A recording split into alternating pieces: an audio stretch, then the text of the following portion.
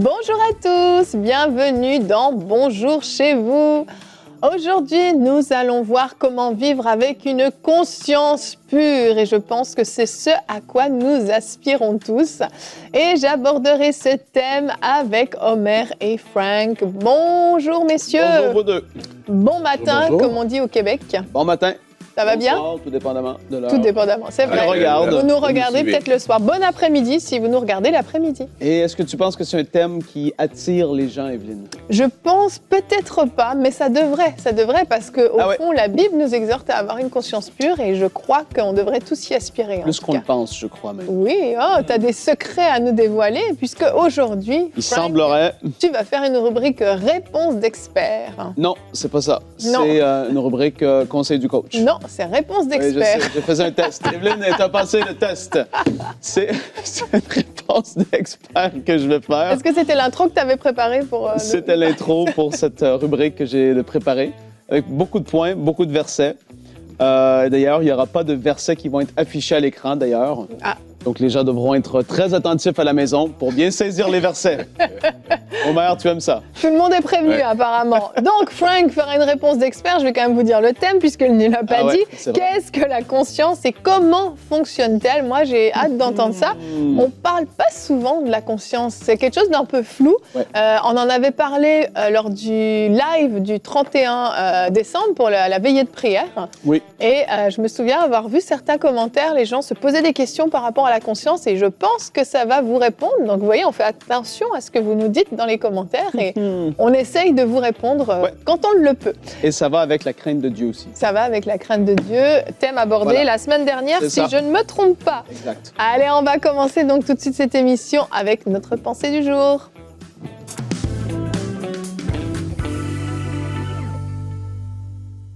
La conscience, un terme rare, c'est vrai aujourd'hui, mais je crois que Dieu veut nous aider aujourd'hui et nous encourager à garder une conscience pure. Jean chapitre 8, le verset 9, lorsque la Bible parle de cette femme qui a été attrapée en plein adultère, mais en fait l'adultère, j'ai toujours dit qu'elle ne le commettait pas seule, ils étaient deux, un a pu s'échapper ou ses amis l'ont laissé s'échapper, dépendamment de votre version. Jean chapitre 8, le verset 9, la Bible dit, quand ils entendirent cela, parce que Jésus avait dit que celui qui n'a jamais péché jette la première pierre, la Bible dit, accusés par leur conscience, ils se retirèrent un à un, depuis le plus âgé jusqu'au dernier, et Jésus resta seul avec la femme qui était là au milieu.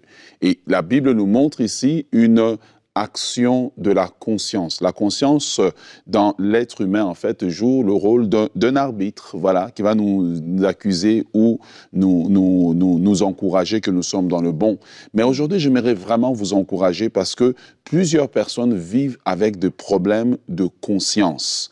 Et ces problèmes de conscience font que vous n'avez pas la paix. Ces problèmes de conscience font que vous avez souvent la dépression ou comme des pensées noires qui vous accompagnent. Mais j'aimerais vous présenter Jésus-Christ comme étant celui qui nous aide justement, pas seulement au niveau, de notre salut, mais qui va au-delà, qui veut régler les problèmes de notre conscience. Si les gens ont des problèmes de conscience parce qu'ils ont fait un avortement, les gens ont des problèmes de conscience parce qu'ils ont commis un adultère. Ça fait longtemps, mais cette pensée est en train de te poursuivre. Les gens ont des problèmes de conscience parce que peut-être qu'ils ont abusé quelqu'un. Il est possible que vos problèmes de conscience soient solutionnés aujourd'hui. Une des choses que vous pouvez faire si vous avez des problèmes au niveau de la conscience, eh bien, j'aimerais vous encourager premièrement à vous repentir sincèrement. Souvent, nous pensons que quand nous avons fait quelque chose, je mets juste la chose de côté, ça va partir, ça va être oublié. Non, non, non, non, non. La conscience est nettoyée. La conscience devient pure lorsqu'il y a une confession de ce que nous n'avons pas fait de bon, de confession de notre péché. Deuxièmement, votre conscience va rester pure à partir du moment où vous marchez dans les voies de Dieu, vous mettez la parole de Dieu en pratique. Votre conscience sera pure à partir du moment où vous ne retournez pas à vos anciennes façons de vivre. Jésus dit à plusieurs personnes qu'il a guéries, va et ne pêche plus. Pourquoi? Parce que lorsque tu vas pécher, lorsque tu vas marcher dans le péché, regarde, quand tu le prêches à l'église ou pas, ta conscience conscience, elle n'a pas besoin d'une prédication. Elle va te dire que ce que tu fais est mal. Même si parfois tu te rébelles contre ceux qui te disent que ce que tu as fait est mal, ta conscience, elle, va te dire que ce que tu as fait est mal. Alors, j'aimerais vous inviter aujourd'hui, pour garder une conscience pure, de prier beaucoup pour le discernement. Car par le discernement, ça nous permet de garder notre conscience pure, de savoir discerner le bien du mal et non être en train de faire le mal. Et puis, pendant que je fais le mal, c'est ma conscience qui doit me réveiller. Si vous avez des problèmes de conscience aujourd'hui, j'aimerais vous dire que le sang précieux de Jésus-Christ a coulé à la croix du Calvaire, non seulement pour ôter nos péchés, mais pour nettoyer notre conscience. Que le Seigneur aide chacun d'entre nous qui a des défis de ce côté-là. Sachez que la provision a déjà été apportée à la croix de Golgotha. Amen. Merci, Omer. Il y a plein de choses que j'ai envie de dire sur la conscience, mais tu vas en parler tout à l'heure parce que tout son fonctionnement, tout ce à quoi elle sert est absolument extraordinaire. Cet outil qui a été téléchargé en nous est merveilleux et on le sait en fait. Quand on a la conscience pure, on le sait. Mais quand notre conscience est lourde, on le dit même, il y a comme cette expression « j'ai quelque chose sur la conscience ». C'est comme quelque chose qui est lourd à l'intérieur de nous, on le sait aussi. Et puis certains, comme tu le dis, vont transporter des fois une conscience lourde pendant des années et c'est lourd, et c'est lourd, et c'est lourd. Alors que, alléluia, il y a une façon de vivre pour garder la conscience pure en tout temps. Il y a des choses dans nos paroles, dans nos actions, dans nos pensées même qui font qu'on va garder une conscience pure et c'est possible de vivre la conscience pure. Alors, notre verset du jour qui est dans 2 Corinthiens chapitre 1 verset 12 nous dit: s'il est une chose dont nous pouvons être fiers, donc c'est Paul qui parle, c'est le témoignage de notre conscience. Il nous atteste que nous nous sommes conduits dans le monde et tout spécialement envers vous avec la sincérité et la pureté qui viennent de Dieu, en nous fondant non sur une sagesse purement humaine, mais sur la grâce de Dieu. Paul, en fait, à ce moment-là, alors c'est une fierté, mais on sait que Paul était quelqu'un d'humble, donc c'était pas par orgueil qu'il dit ça. Mais il a la conscience légère. Quand on a la conscience légère, on peut avoir la tête haute. Paul a la tête haute et dit « Nous nous sommes comportés à la fois avec vous, qui êtes l'Église primitive, mais aussi dans le monde.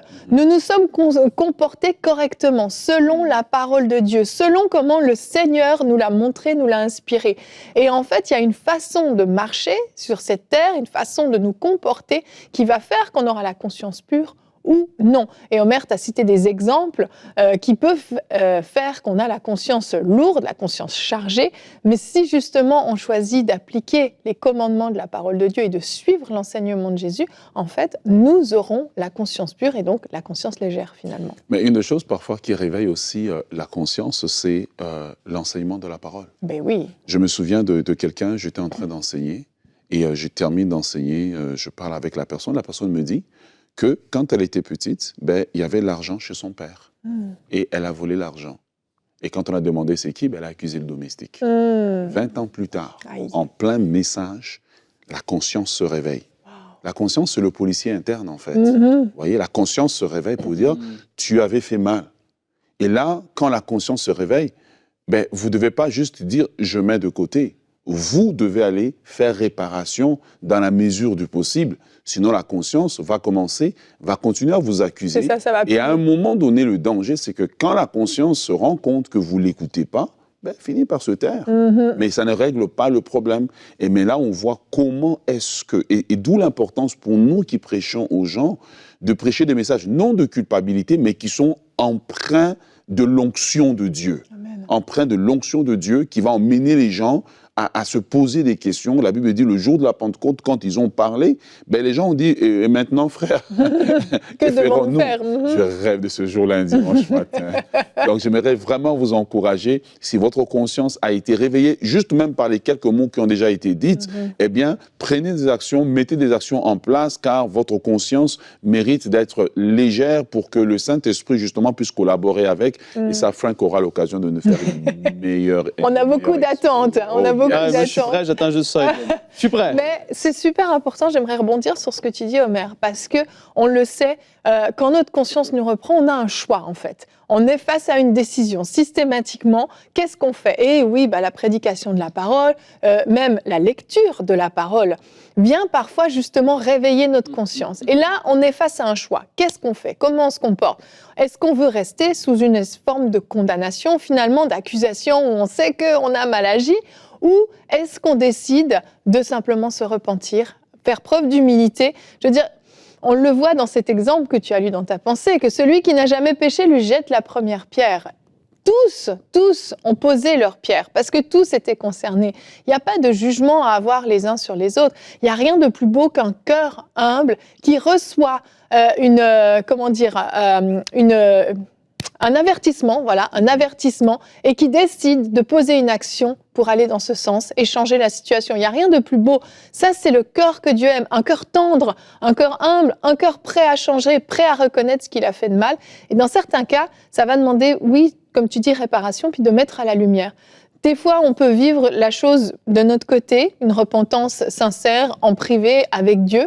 Mais dans certains cas, il est important de mettre à la lumière. Alors, pas besoin de vous exposer sur les réseaux sociaux ou devant la terre entière ou toute l'Église, mais il y a des fois où le fait de mettre la chose à la lumière va amener vraiment ce soulagement. OK, il n'y a plus rien qui est caché, la honte m'a quitté, parce que généralement avec le péché vient la honte m'a quitté et j'ai la conscience pure. En fait, c'est aussi lorsque nous avons le problème de conscience, l'ennemi va jouer un jeu.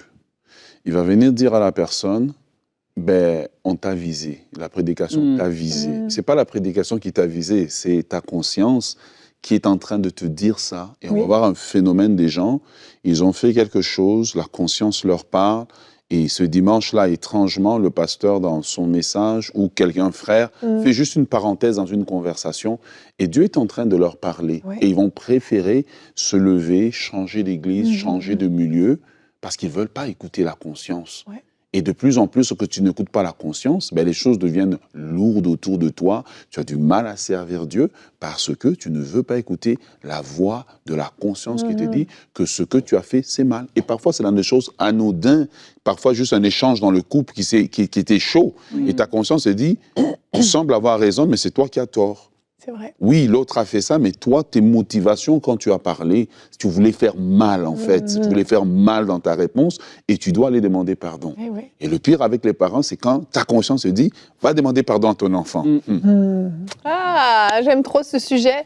Il y a trop de choses à dire et moi j'ai envie qu'on puisse parler de justement ce qu'est la conscience et comment elle fonctionne, parce que je crois que ça va aider beaucoup de monde à comprendre ce qu'on est en train d'expliquer. On aurait dû faire ta rubrique en premier en fait, parce que je me sens limitée dans tout ce que je veux dire. Donc on enchaîne avec la rubrique Réponse d'expert.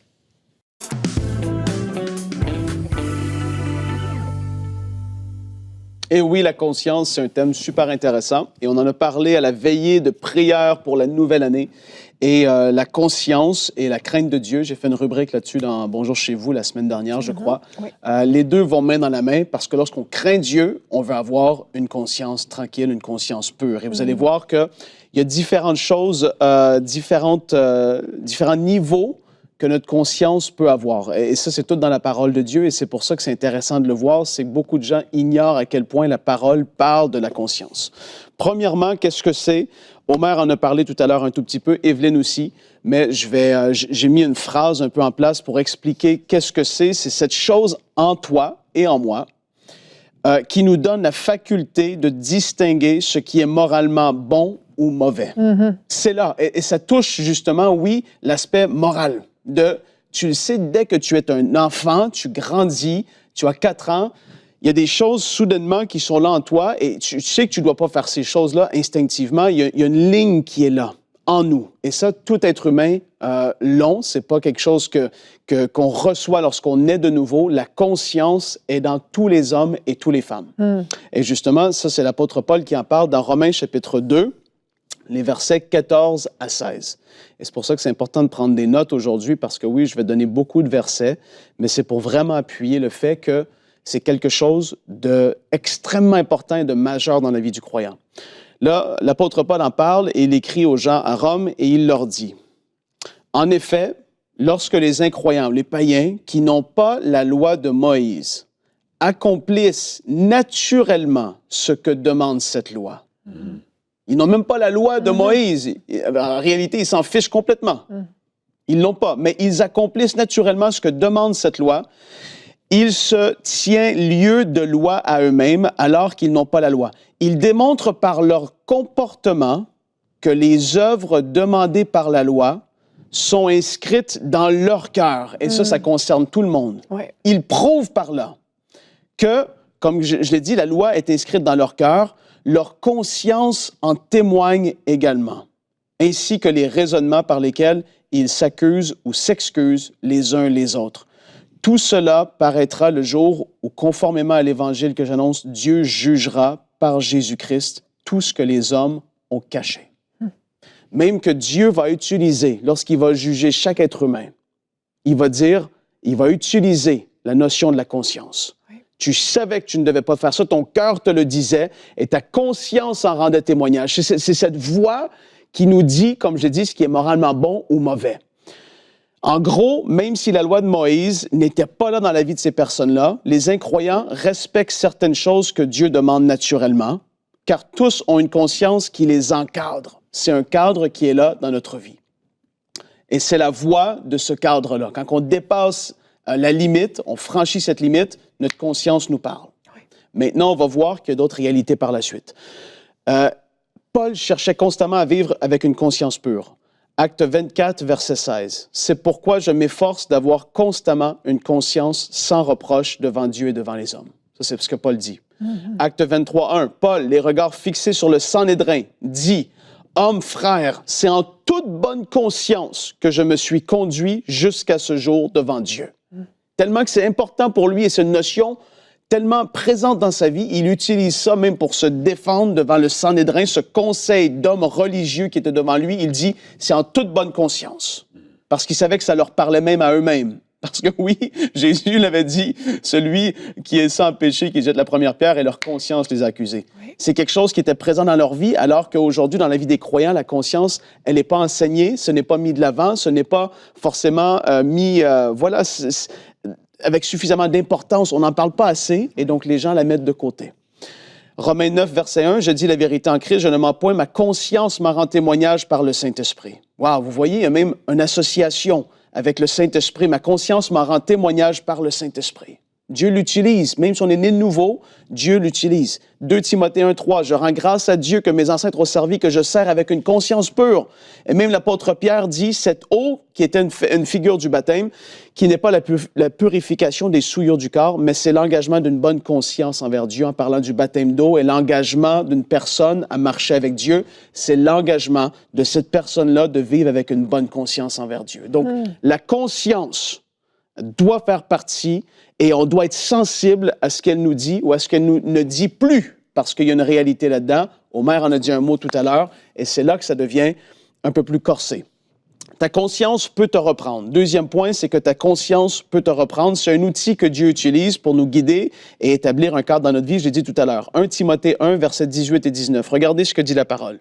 « Le commandement que je t'adresse, » là c'est Paul qui parle à Timothée, « Timothée, mon enfant, selon les prophéties faites précédemment à ton sujet, c'est que d'après elles, d'après ces prophéties, tu combattes le bon combat en gardant la foi et une bonne conscience. » Imaginez-vous à quel point c'est important, à quel point qu'on doit porter attention à la conscience. Paul dit à Timothée, son fils, qu'il aime tellement spirituel, il dit « Combat le bon combat et garde une bonne conscience. » Quand tu as ces deux choses-là, tu es sur le bon chemin, la bonne voie, tu es dans la bonne direction. Et là, on va voir que par la suite, le troisième point, c'est que notre conscience peut être souillée et ou perdue. Même en tant qu'enfant de Dieu, c'est un endroit dangereux où il ne faut pas aller. Parce que là, Paul lui dit, en gardant la foi et une bonne conscience, et le verset continue. 1 Timothée 1, 19, deuxième partie du verset 19. Cette conscience, quelques-uns l'ont perdue. Et ils ont fait naufrage par rapport à la foi. Vous imaginez à quel point c'est important, à quel point c'est majeur. Paul dit que cette conscience, quelques-uns l'ont perdue et ils ont fait naufrage par rapport à la foi. Mais qu'est-ce que c'est énorme?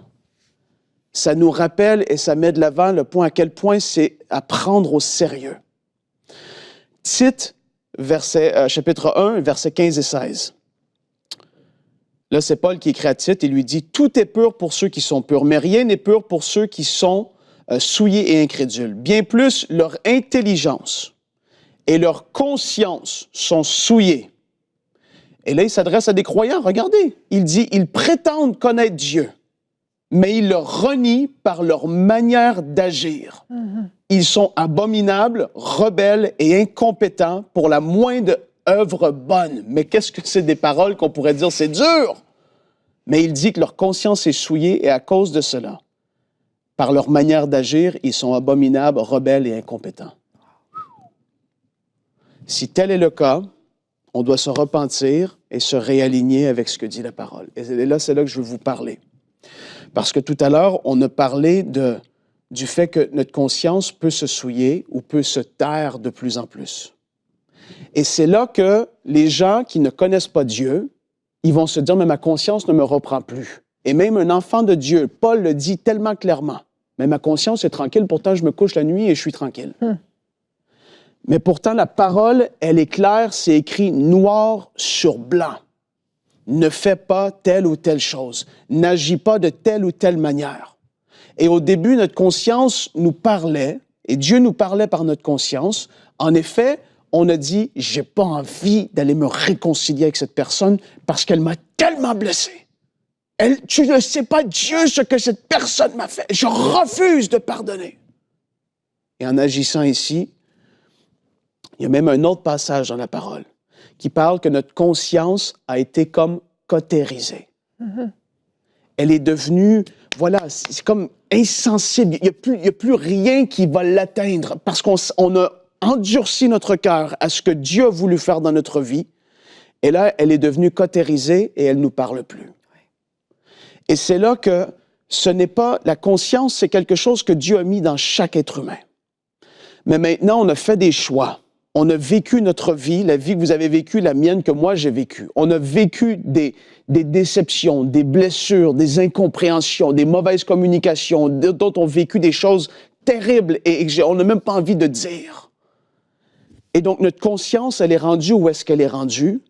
Et là, on doit, entre guillemets, la remettre de l'avant, la reconstruire, je vais le dire, ou la replacer en accord avec ce que dit la parole de Dieu. Et c'est pour ça que, quand on parle de comment elle fonctionne, c'est la voie que Dieu a mis en nous qui va nous démontrer, oui, on a franchi une limite ou pas, mais maintenant, si on sait quelque chose, peut-être quelqu'un va se dire, vous êtes enfant de Dieu et vous vivez avec, vous êtes un homme, vous vivez avec une femme et vous n'êtes pas marié et puis vous avez même plus aucun problème avec ça, votre conscience ne vous reprend plus alors que Dieu a dit que l'homme et la femme vont se marier, qu'ils vont faire que un, qu'ils vont se mettre leur vie en règle devant Dieu et puis vous, ça ne vous dérange même plus.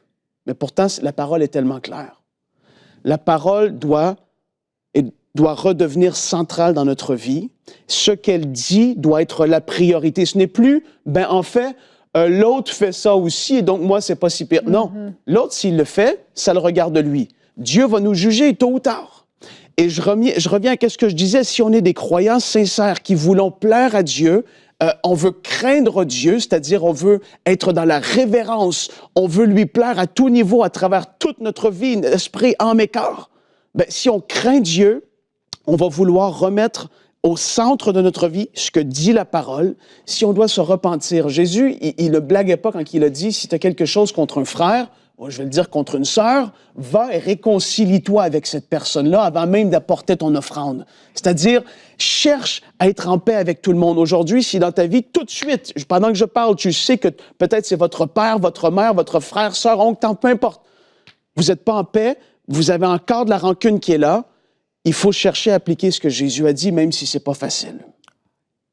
Et une fois qu'on va commencer à vouloir vraiment mettre notre vie en règle, la conscience va recommencer à se replacer en accord avec la parole. Et la moindre petite chose, vous allez voir, une fois que vous allez avoir fait du ménage, il va arriver un accrochage au travail avec quelqu'un, un truc avec votre mari, votre femme, et tout de suite, elle va reparler à nouveau. comme c'était auparavant parce que vous allez l'avoir rétabli dans votre vie et vous allez avoir dit à Dieu, mais Dieu, je veux vraiment que tu puisses me parler à travers ma conscience. Je réalise aujourd'hui que je l'avais souillée, je l'avais mis de côté, je l'avais étouffée et elle s'est même cautérisée dans certains cas. Et c'est pour ça qu'on voit que des hommes peuvent faire des choses abominables, épouvantables dans le monde. Quand tu regardes l'histoire de l'humanité, les hommes ont pu faire de telles choses. Au début, leur conscience les a repris. Mais ils ont dit, non, je veux être le plus puissant, je veux avoir plus d'argent. Coûte que coûte, peu importe ce que ça va prendre, je vais être telle ou telle personne, je vais être milliardaire. Si je dois tuer des gens, écraser des gens. Et leur conscience, au début, elle a parlé. Dieu a voulu faire, et cette chose qu'il a mis en eux a agi. Mais ils l'ont mis de côté. Et là, ça devient un endroit extrêmement dangereux. Parce qu'il n'y a plus de cadre qui est là. Jésus est tellement clair dans sa parole. Il est tellement bon. Seigneur, je veux te remercier pour ce que tu fais aujourd'hui. Nous t'adorons.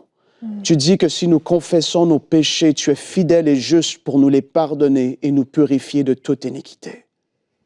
Et alors, on rétablit de l'ordre dans notre vie. Seigneur, je prie qu'il puisse y avoir des repentances, des confessions s'il doit y avoir lieu. Je prie que tu puisses faire ton œuvre afin que les consciences, dès aujourd'hui, alors qu'ils vont se coucher ce soir pour dormir, leur conscience va être tranquille et purifiée. Oui, Seigneur. Ils vont avoir une bonne conscience, comme Paul nous l'a tellement exhorté. Ta parole en parle à tellement d'endroits. Seigneur, on veut te remercier. Je fais un récap. Elle a cette faculté de distinguer ce qui est moralement bien ou mal. Elle est utilisée par Dieu pour nous guider, pour établir un cadre dans la vie de tout être humain. Elle peut être perdue ou souillée. Et c'est un endroit dangereux, il ne faut pas être là. Il faut réaligner avec ce que dit la parole de Dieu. On doit se repentir si c'est le cas. Et nous devons marcher à tous les jours, au quotidien, avec une bonne conscience. C'est ce qu'on voit les disciples faire, c'est ce qu'on voit les apôtres. Ils s'efforçaient au quotidien. Et oui, c'est une chose au quotidien. Si ta conscience te reprend, ou tu sais qu'il y a quelque chose qui est dans ta vie qui traîne là, qui doit être réglé, mais elle te reprend même plus parce que tu l'as tellement étouffé, règle cette chose aujourd'hui. Vous allez voir, vous allez vivre une vie en paix. Et Dieu, il l'a dit, il va juger chaque être humain en accord même avec ce que la conscience va avoir repris. Ça va être des, entre guillemets, preuves que Dieu va utiliser contre toute l'humanité et ceux qui vont avoir vécu une vie rebelle vis-à-vis de lui. Oui. Merci, Frank. Wow. Wow, tellement important. La crainte de Dieu est descendue. Je ne sais pas si je suis la seule, mais je ressens vraiment une sainte révérence devant Dieu. Et je prie qu'à la maison, vous viviez la même chose. Et en même temps, j'ai comme une sainte colère qui monte parce que certains d'entre vous, votre conscience vous a repris. Et vous avez laissé, vous avez continué. Certains sont impliqués dans l'Église, sont des leaders dans l'Église, sont visibles depuis des années. Et vous entraînez même les autres dans vos péchés avec vous.